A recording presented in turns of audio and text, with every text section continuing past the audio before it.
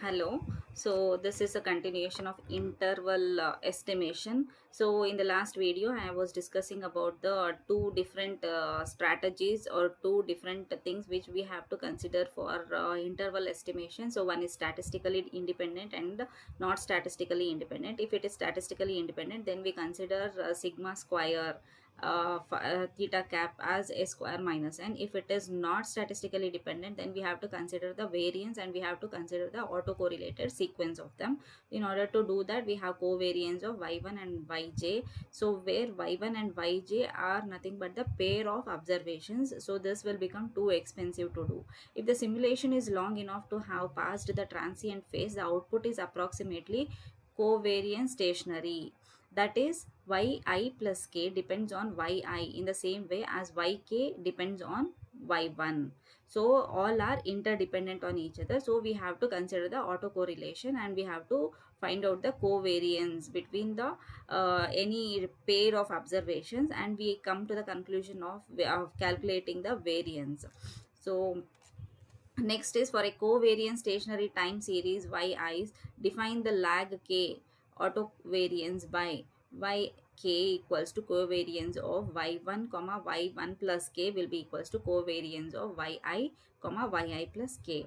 So for k equals to 0, if we consider k as 0, phi naught becomes the population variance. So it will be equals to covariance of yi minus yi comma yi will be equals to variance of yi.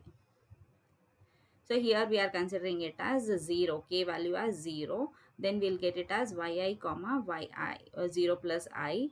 So that also will be equals to yi comma yi, which will be equals to variance of yi. The lag k autocorrelation is the correlation between any two observations k apart. So that is rho k will be equals to sigma k by sigma naught, and has a property that rho k, it should be lying in between minus 1 and 1, where k value will be equals to 1, 2 and so on. If a time series is covariance stationary, if it is not covariance stationary, then we have seen this. If it is a covariance stationary, then the calculation of sample variance can be substantially simplified to sigma square theta cap will be equals to sigma, this is uh, rho naught by n divided by 1 plus 2 of sigma k equals to 1 to n minus 1, 1 minus k by n of rho k. So all we need is to calculate the covariance between one sample and every other samples, but not every samples with every other sample. Only one sample at a time we need to compare with the other samples.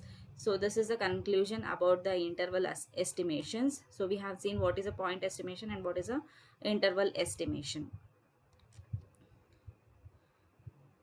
So here once we have completed this, then we move to the next part, that is the output analysis for terminating the simulation. So when we are going to terminate the simulation, based on what output analysis we are doing in order to terminate the simulations, use independent replications. That is, the simulation is repeated a total of r times, each runs using a different random number stream and independently chosen initial conditions.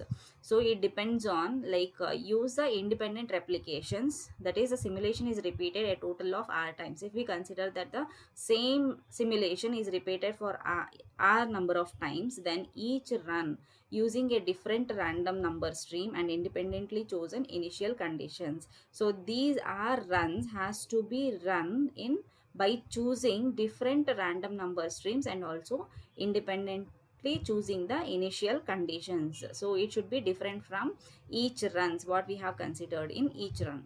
Let YRI be the ith observation within replication R. That is, replication means the running of the simulation R the time. For I equals to 1, 2 till NR, and R will be equals to 1, 2 till capital R.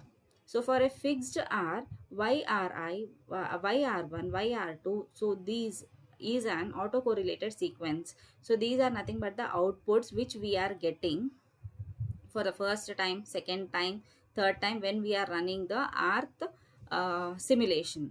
For different replications, R should not be equals to S, YRI and YAJ are statistically independent. then we define the mean.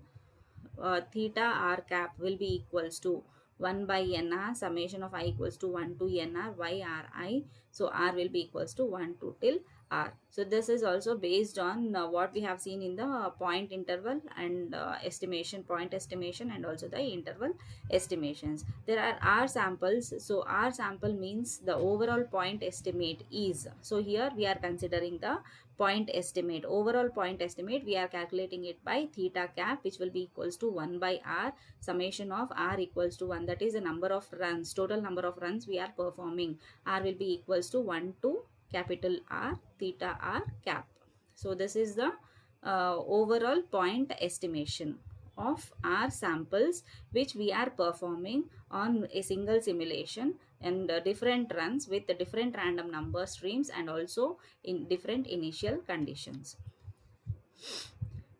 Interval estimate for a fixed number of replications. The sample mean can be calculated as above. So here like this is the sample mean, and here the sample variance theta cap will be equals to 1 by r sigma r equals to 1 to r theta r cap. When the output data are of the form yr of t 0 less than or equals to t less than or equals to te for r equals to 1 to till r, then phi r cap. So here we are considering the time now. Phi r cap will be equals to 1 by te, that is the end event of the interval which takes at some particular time te. So differentiation of integration of 0 to te yr of t dt r equals to 1 to till r. Phi cap will be equals to 1 by r equals to 1 to r phi cap of r, and sigma square of phi cap will be equals to 1 by r equals to 1 phi r minus phi whole square divided by r minus 1. The sample mean and the sample variance we have calculated here. So the sample variance is essentially a measure of error. In statistics, we use its square root as a standard error. So we can consider this as a measure of error. So what amount of error has been occurred when we compare with the simulation along with that of the real system's output. Interval estimate with specified precisions. Previous section discusses for a given set of replications to calculate the confidence interval and error. Sometimes we need to do the inverse. Given a level of error and confidence, how many replications are needed in order to perform the simulation? In order to observe the output performance. The half length of 1 minus alpha percentage confidence interval for a mean theta based on the t distributions is hi will be equals to t alpha by 2 r minus 1 into sigma cap of theta cap of star, where sigma cap of theta cap will be equals to s divided by square root of r. S is a sample standard deviation, r is a number of replications for which we have to consider. So assume an error criteria epsilon is specified with a confidence level 1 minus alpha. It is desired that a sufficiently large sample size R be taken such that P of theta cap minus theta should be less than or less than epsilon, and also it should be greater than or equals to 1 minus alpha. So this condition have to be checked when we are considering the level of error. If they are giving us a level of error and we have to find out what actually has to be the replications, how many replications has to be done in order to obtain the required output. Since we have the relation star, the desired error controlled condition can be written as hi will be equals to t alpha by 2 r minus 1 s naught divided by square root of r less than or equals to epsilon. Solve the above relation, then we have r greater than or equals to, if we are considering here, if this goes to the LHS side, then we'll be having, like, we are considering the square. If we remove the square root from here, then it will be getting square for the